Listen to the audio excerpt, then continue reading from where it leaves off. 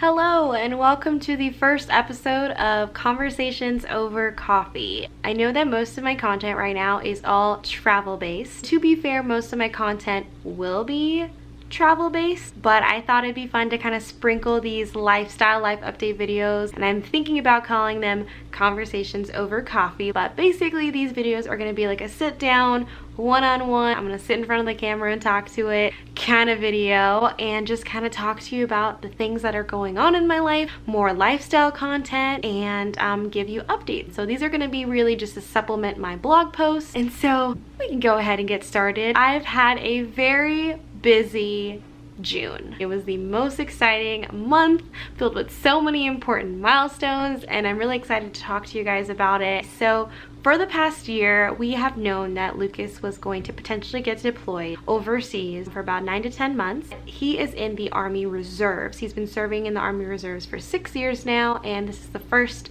that he was told that he will actually deploy. In preparation for the deployment, we decided that I was going to move back down with my family, so that way I can get the support that I'll need during the deployment and be able to be home with my family, while Lucas is away.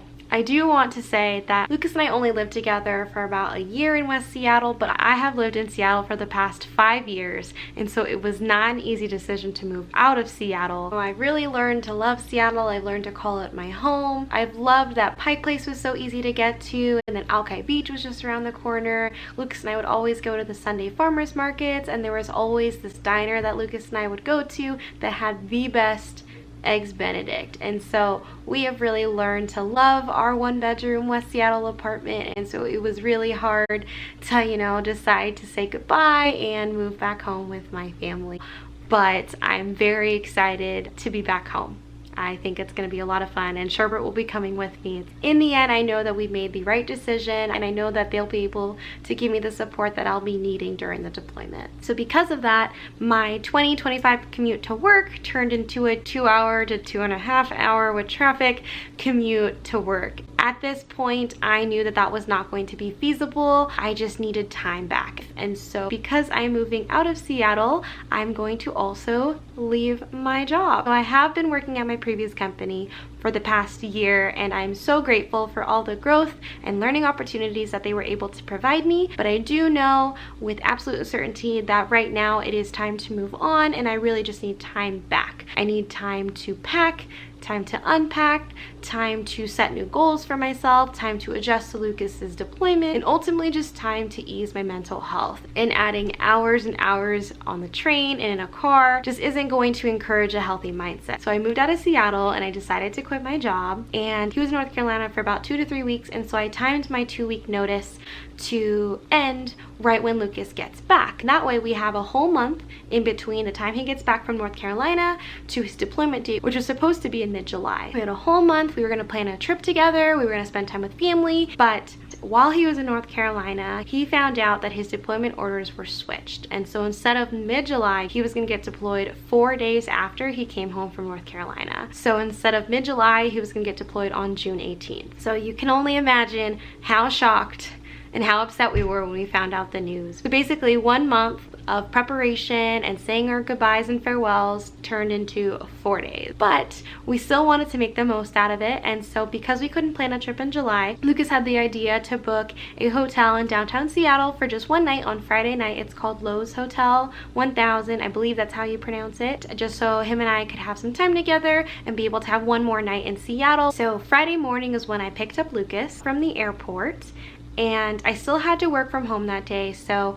throughout the day on Friday, I was kind of on my computer checking my emails and doing work things. But in the late afternoon, we went ahead and had dinner with his family over at Olive Garden, and following that, we drove up to Seattle over to Lowe's, and we still had a little bit of an appetite, so we munched on some oysters, a cheese platter, a Riesling for me, and a rum and coke for Lucas, and we just kind of enjoyed the evening. And as we were walking up back to the hotel room, he was telling me that deployment is going to be really hard, and that he was really proud that I was staying strong even though we only had 4 days together, and that if anyone could do it, we could. I remember thinking that was so sweet, and before I even knew it, he was pulling out a ring out of his pocket, and it was the most beautiful rose gold ring I had ever seen. He surprised me with the question, "Will you marry me?" And I was in complete and total shock. I had no idea that he was gonna propose.